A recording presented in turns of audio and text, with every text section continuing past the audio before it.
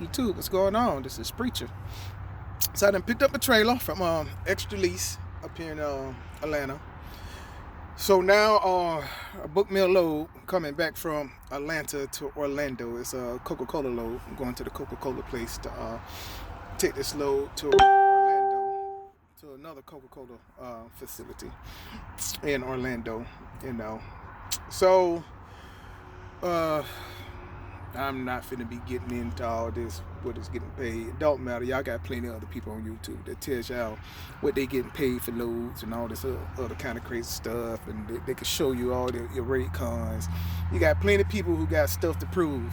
Plenty of grown men out there that want to prove something to another grown man about, how good they doing and everything like that, man. What it comes down to, it don't matter. As long as you feeding your family and taking care of your bills, as long as you making the kind of money that you want to make. But for your nosy people, all right, it's a $1,500 load going from Atlanta to Orlando. It's 441 miles. All right, it's paying $1,500 going after that. Then after that, I got a load from Lakeland that I'm gonna pick up and take down to Miami. And after that, I'll be home after that. And that load from Lakeland to Miami is paying $550 on that. And that's like 64 miles or something like that. So for the 2 days, I would have made over $2,000. I'm hitting my quota. My quota is only $750 a day. All right, so right there alone, I'm hitting my quota that I need to make, So I had to stay last night and stuff at the hotel and stuff. So, you got to do what you got to do sometimes. I got a day cab. See all my stuff right here? Yeah, it's my little blankets and pillows and stuff like this, because staying inside these cheap hotels, I don't know how clean they stuff is. So, you got to lay your blankets down. I got my own pillows with my own pillowcases and all this other particular stuff. You got to make it do what it do. That's all. But, so yeah. So when I get back to Florida, I'm just doing my little Florida loads till it's time for me to go up there and to North Carolina to get my contractor freight that I have. So, which is good. I'm not complaining about all that. I still get to go home when I want to, except for 2 nights out of the week. Because when I go up there to North Carolina, I have to stay the night at a hotel. But when I come back, I stay the night at my house when I come back. And then I just do Florida loads. And until it's time for me to go back up there again, I just do that twice a week. So twice a week, I find loads to get me up to North Carolina to where I'm going to do it at. And the rest of the week, I just do Florida loads. Pretty much. That's how it works.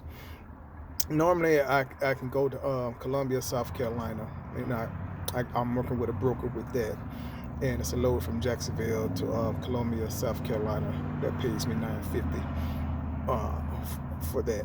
It's like 300 and something miles. 368 miles. You include the 200 miles that I'm driving from Port St. Lucie up to Jacksonville. It's like 200 miles. That's a total of 531 miles right there, and the load paying me $950.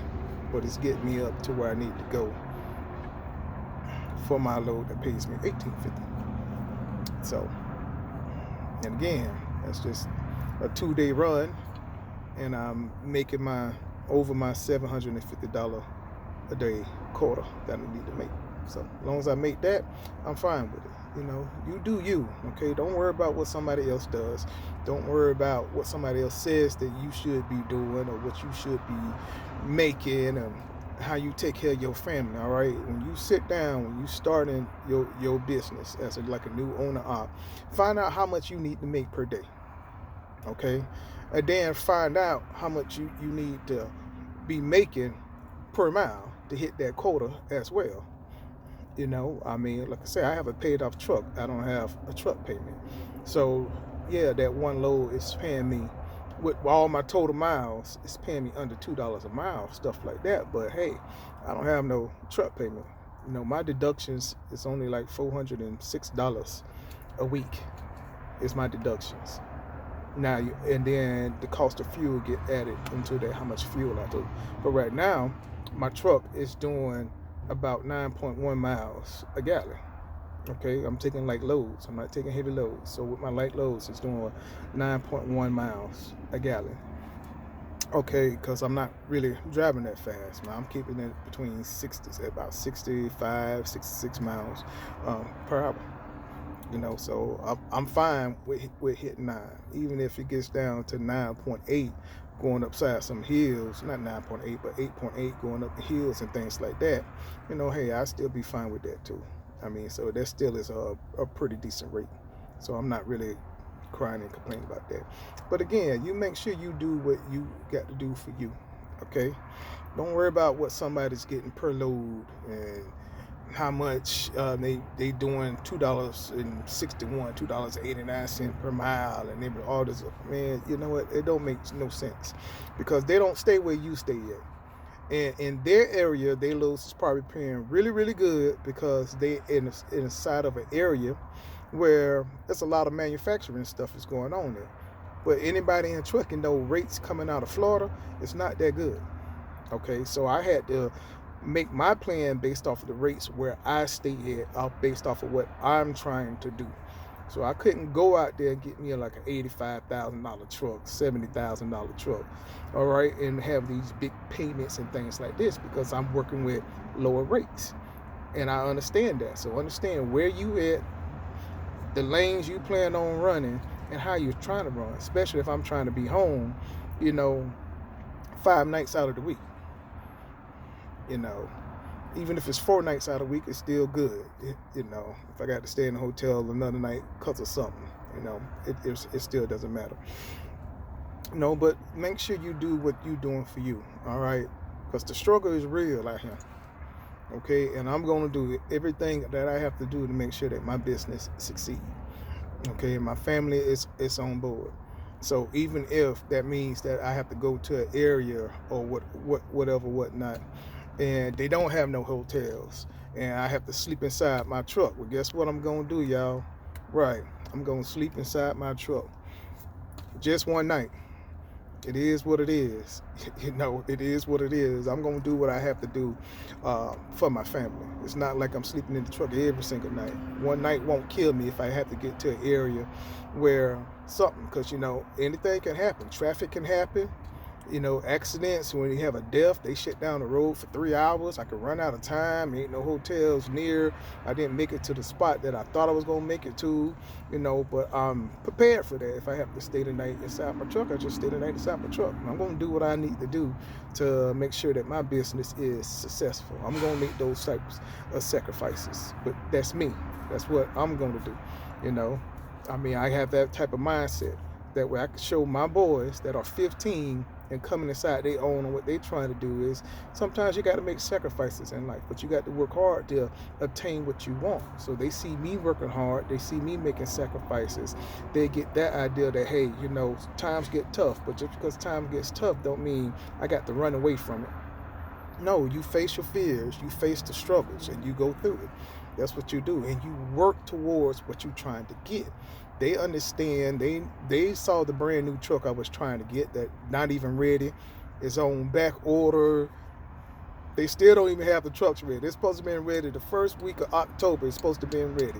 Here it is, what, November? We in the middle of November, and the trucks are still not ready. So see what I'm saying? So it's like they saw the truck. They picked out the color of the truck, the whole 9 yards. So they know what's up. You know, but they understand, well, this is what I'm doing until then. I'm about to just go ahead and be like, you know what, forget the new truck and let me get back to looking for another truck. But it was easier for me to get a new truck than it was for me to get a used truck. Why? I don't know. I mean, I don't know. I ain't inside all these finances and the banks and all this other kind of crazy stuff. It's easier for me to get a new truck than it is for me to get a used truck. That's just how it was. It just was so much easier for me to get a new truck. Getting a new truck, I had Kenworth, I had Freightliner, Peterbilt, ready to go. No problem. You trying to get a used truck? You're like, what in the world? Well, yeah, this particular finance company that we use, you know, they want this down for the used truck. How I go from paying 8% down for a new truck to you want me to pay 20% down for a used truck? What kind of mess is that? Yeah, everybody like 20% down, 20% down, 20. Well, it's just the times, and you know, it's just what. So I can get a new truck with 8% down, and for the used truck, this. Oh, I can get a used truck with just $5,000 down. You mean to tell me I can get $5,000 down? I can get a brand new truck? Yeah, just 5,000, 5,000 out the door. What? Then the used truck, you want me to put down $18,000, $19,000. I'm like, what in the world? But anyway, that's a whole nother story. That's a whole nother video. Sorry about the rant, man, but that's just what I was going through when I was trying to find a truck. You know, so I was like, you know what? I can go ahead and buy me a used truck and put that extra money into the used truck, getting it all ready, and the truck will be paid off. So, wind up doing all that. You know, getting everything started cost me about a little bit over $16,000. And hey, I got my truck. See what I'm saying? So sometimes you have to take these steps. It may not be what you want, may not be what you have planned, but change your plan to fit the things that you are trying to do. All right? That's it. Change your plans to try to fit the kind of things that you're trying to do. All right, man, y'all take it easy.